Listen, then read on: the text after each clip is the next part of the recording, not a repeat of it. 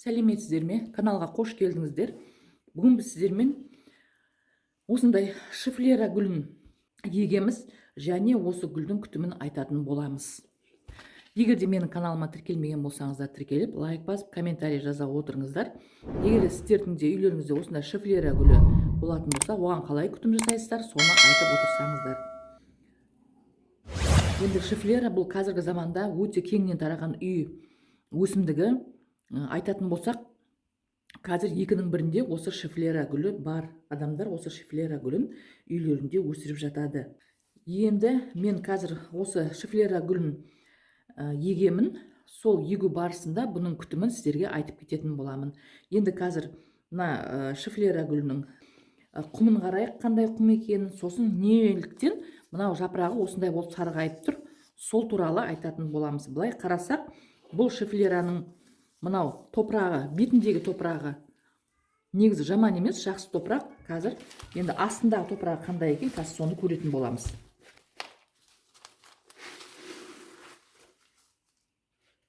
Қарасаңыздар, мынау местный гүл. Бұл местный гүлдерді мынандай саз балшықтарға отырғызады.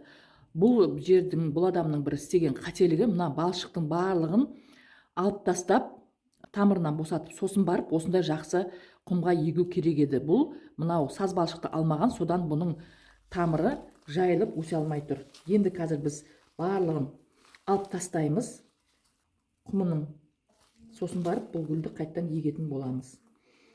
Негізі бұл шифлера гүл жарықты жақсы көреді, көлеңке жерде де өсе береді. Ал ала жапырақты шифлераны міндетті түрде біз жарық, күн түсетін жерге қою керек, бірақ күн түсетін жерге қойғанмен оның күннің көзінен көлегейлеуіміз керек, бұны басқа гүлдер сияқты. Содан кейін бұл шифлера ылғалдықты жақсы көреді.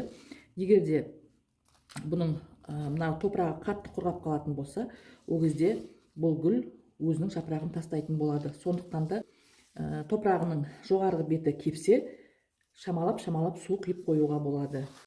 Енді біз мына бетіндегі топырақты алып тастадық. Енді өзінің көне отырғызған мына топырағының бәрін түсіреміз жаймен.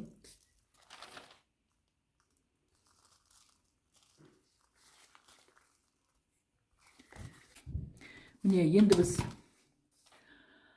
гүліміздің тамырын жудық. Тамыр осындай жақсы ақ тамырлар шығып келе жатыр екен. Арман қарай өсіп кетеді бұл. Мына жерден міне кішкентай бүршік оянып келе жатыр. Негізі, егерде былай пышный дейді ғой орыстарда, жақсы жайқалып өсу үшін мынау жоғарғы жағы бар емес пе, мынау міне біреу, екеу, үшеу, төрт бүршіктен кейін мына жерін қиып тастасаңыздар, мынау барлық мына бұталардың жапырақтарының арасынан мынандай өскіндер өсетін болады да, бұл осындай жайқалып жақсы өсетін болады. Сосын бұл шифлера гүлі өте ылғалдықты жақсы көреді деп жаңа айттым ғой. Бұған күніне егерде мүмкіншілік болып жатса, 5 рет, 6 рет су бүркіп, жылы тындырылған су бүркіп тұрған дұрыс. Жаңағы өзінің ыдысынан сәл-пәл кішкентайлау ыдыс алдым, өйткені бұның тамыры осындай, міне келеді осыған.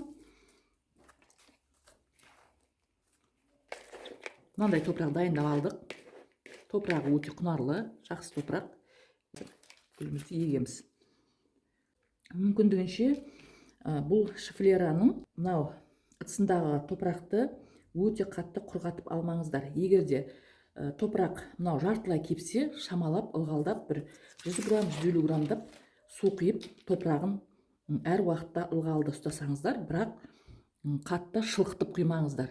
Ылғалды ұстасаңыздар, күн сәулесі тікелей түспейтін жарық жерге қойып, суын жақсылап құйып, сосын жапырақтарына су бүркіп ылғалдап тұрсаңыздар, бұл шифлера өте жақсы өсетін болады. Міне енді біз тамырының барлығын мынау ненің ыдыстың қабырғаларына тамырын жақындатып, қабырғасына тиіп тұратындай қылып жаямыз. Міне енді осыған құмымызды салатын боламыз.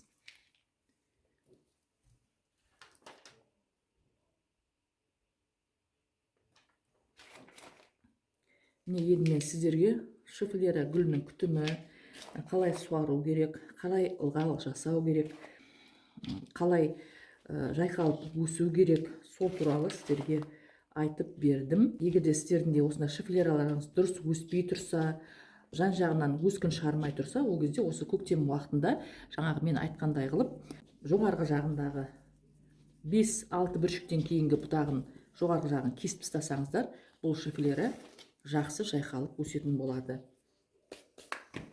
Енді қазір бұған әдеттегідей бұл стресс алды цирконмен суарамыз, цирконмен жапырақтарына су бүркейтін боламыз. Мен жаңа мына карнивин әкелгенмін, тамырына сеуіп жіберем деп, оны ұмытып кетіппін. Енді мынау топырағының астына кішкентай ашып сеуіп жіберсек те болады, немесе карнивинмен суға араластырып, карнивинмен суарып жіберсек те болады. Бұл ештеңе етпейді. Сумен араласып, қазір тамырына баратын болады. Қазір циркон құямыз ғой, сол кезде. Сіздерге көрініп тұрса, міне. Енді осыны құммен басып қоямыз. Енді мынау жарты литр бақал. Негізі біз 1 литрлік банка алуымыз керек. Маған әзірге бір гүлге жарты литр банка жетеді. Бұл жылы тұндырылған жұмсақ су. Осыған 2 тамшы ғана циркон араластырамыз. Негізі бізге 4 тамшы циркон керек 1 литрге, а біз 2 тамшы ғана циркон тамызамыз. 1, 2 араластырамыз. Сол кезде бұл көпіреді деп. Міне көпіріп жатыр. Бұл циркон осылай көпіру керек. Көпірген уақытта бұл цирконның күші артады. Сөйтіп гүлге құйғанда гүлдің өсуіне, осы біз егіп стресс алды ғой бұл гүл. Сондықтан да сол күйзелістен тез шығуға осы циркон жақсы көмектеседі гүлге. Мен міндетті түрде айтып жүремін, гүлге құйған су бірден мынау табақшасына ағып кету керек деп. Қазір мынау су бүркішке цирконды құйып аламыз. Бұл шифлера гүлінің жақсылап жапырақтарынан су аққанша сеуіп шығамыз. Ал енді мынау жапырақтары неге сарғайып жатыр десеңіздер, бұл ыдысы тар болғаннан болады. Бір жағынан сосын бөлменің температурасы өте қатты құрғақ болып түсіп кеткеннен де осындай гүлдің жапырақтары сарғаяды, ауа жетпей. Енді жапырақтардың барлығын осылай гүліміздің су бүркіп шығамыз. Суды жақсылап бүркейміз. Жапырақтарының асты үстіне бәрін бүрку керек. Бұлайынша біз тек ойлаймыз ғой, тамырынан ғана тыңайтқыш беруіміз керек гүлдерге деп. Жоқ, гүлдерге осы жапырағы арқылы да өсіп гүлдерді тыңайтып тұрсақ болады, осындай тыңайтқыштармен. Көктем мезгілінде гүлдердің барлығы өсуге ұмтылады. Сондықтан да бұл гүлдердің жақсы өсуіне осылай біз көмектесіп тұруымыз керек.